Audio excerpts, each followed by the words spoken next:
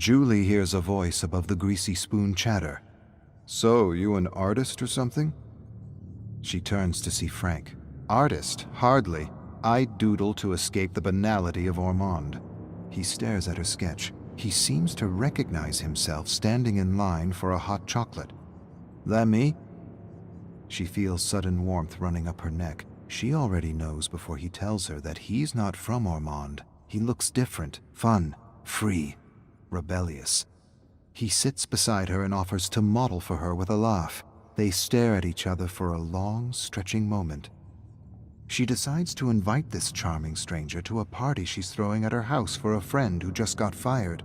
Joey can't seem to keep a job. With a laugh, he says, "Joey sounds normal. You know how much programming it takes to get a human being to accept the whole 8-hour-a-day routine?" He continues ranting about how school isn't education but brainwashing. If it were real education, if it were true education, the core subjects would be philosophy and critical thinking.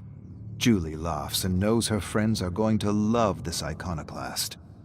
She certainly does.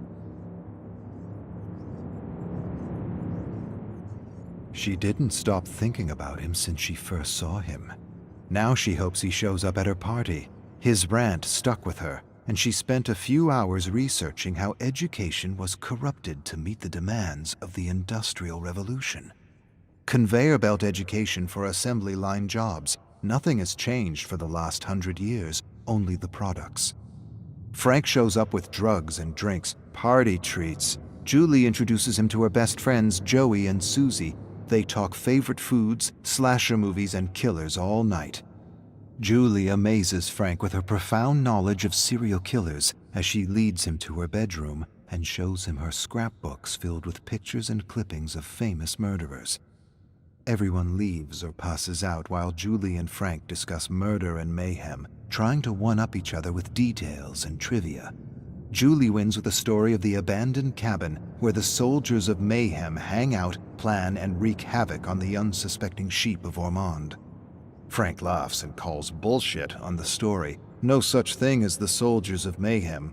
He read enough about Ormond to know that nothing of the sort happened at the resort cabin, nothing but bad business and bankruptcy.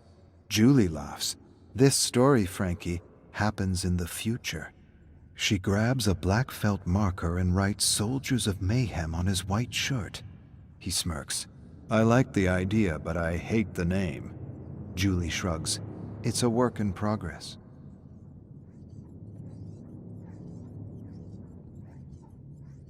Julie feels alive with Frank. More than alive, complete. At first she thought he was an iconoclast rebel, but soon realized he just liked to argue and push buttons for fun. He thrilled as much as she did to smash beliefs and watch people unravel. Not just people. Ugly people, he called them. It's the name he gave to those people who need to be right, who always need to be right. They were the easiest to push over the edge. Ormond was full of them, ugly people, entitled preps and politicians who would turn blue in the face if you challenged any of their beliefs. Julie hands Frank a ski mask. He gives her a curious look. "Tonight we all play a game. Whoever steals the most car emblems wins." Frank smirks. "Wins what?" She approaches Frank and whispers, "Whatever the winner wants." Frank quickly puts on his ski mask and rushes into the snow-covered streets of Ormond, searching for cars. More than love, more than passion, Julie feels Frank is her spiritual twin. She spent the whole night confiding her darkest desires to him, how she often wondered what it would be like to set fire to the entire town. Frank leans forward and tells her she can do anything she wants. She just has to know what she wants and build an image of herself doing what she wants in her mind. He continues to espouse some weed-induced theory about manipulating the world with thoughts and feelings. The clearer you are about what you want and the more focused you are in imagining it, the faster you rewire the world to your favor. Everyone stares at Frank for a long, dramatic moment.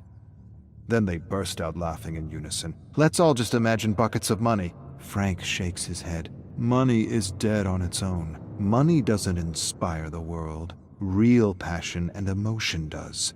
See yourself doing what it is you want to do for the rest of your life with passion. Be clear and focused, and do not waver, and watch the world work in your favor." Another silence. Julie smirks. Frank nods seriously. She closes her eyes and imagines herself and her friends turning Ormond into their personal playpen. She opens her eyes. Julie and Frank wait for Joey and Susie at the old abandoned cabin. Of course, it had to be the cabin, the only exciting place in Ormond. Julie looks at the place. It needs some love. Joey and Susie are out messing with the sheep of Ormond as usual. They soon enter with a bunch of stop signs and laugh about the accidents they caused. No one dead, but some serious injuries, 6 to be precise. They snap some pictures to capture the moment. Joey then tells them he got a new job at the local hardware store. They all make bets on how long he'll keep this job. Julie appraises the space and has an idea. She'll decorate the walls with the emblems they pulled off the cars of Ormond. Everyone likes the idea. Joey adds he wants to hang the stop signs on the wall. Inspired by the small traffic accidents Joey and Susie engineered, Julie suggests another name for their little gang: the Marauders of Mayhem. Frank shakes his head and his eyebrows frown. Too tough on the tongue. Joey disagrees. "I love it." All eyes turn to Susie. She shrugs. "I agree with Frank. It's a mouthful."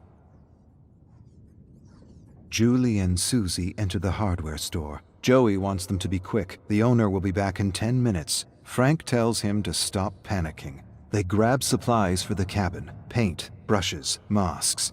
A snow globe captures Frank's eyes. Joey tells him to leave it, says it's his boss's collector globe, the first snow globe for tourists when Ormond became a popular getaway for snowboarders and skiers.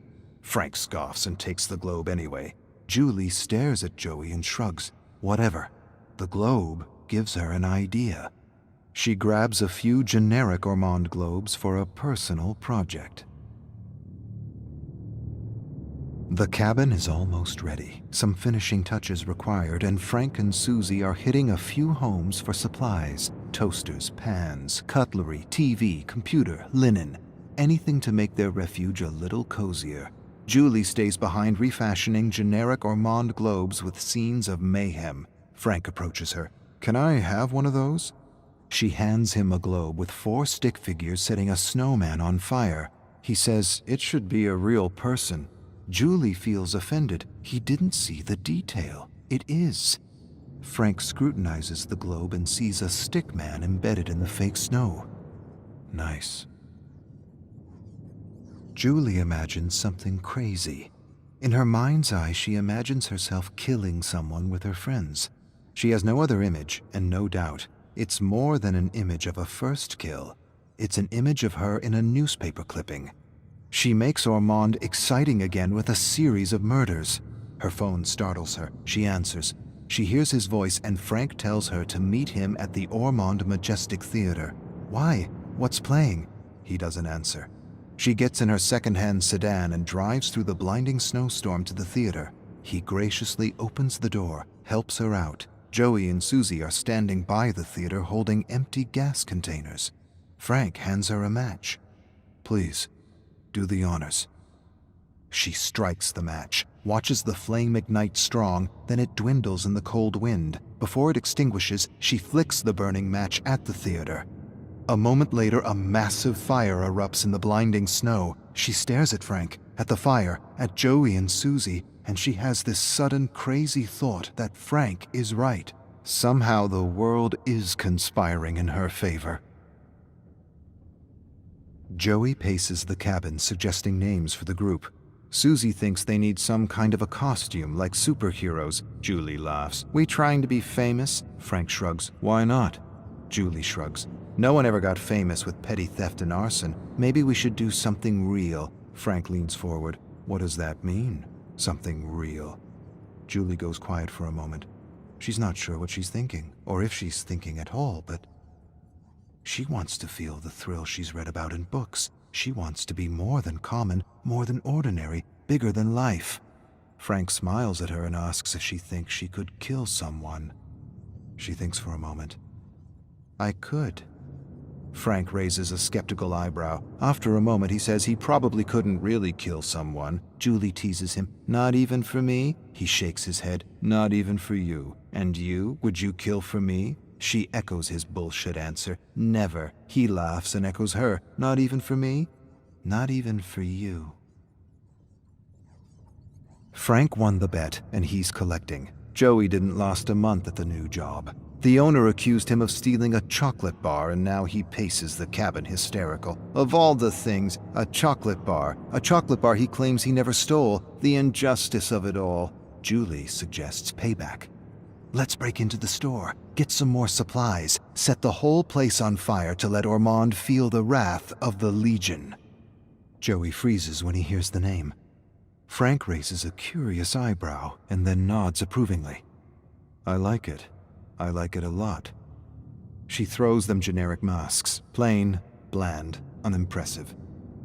The only thing we need now is a proper mask.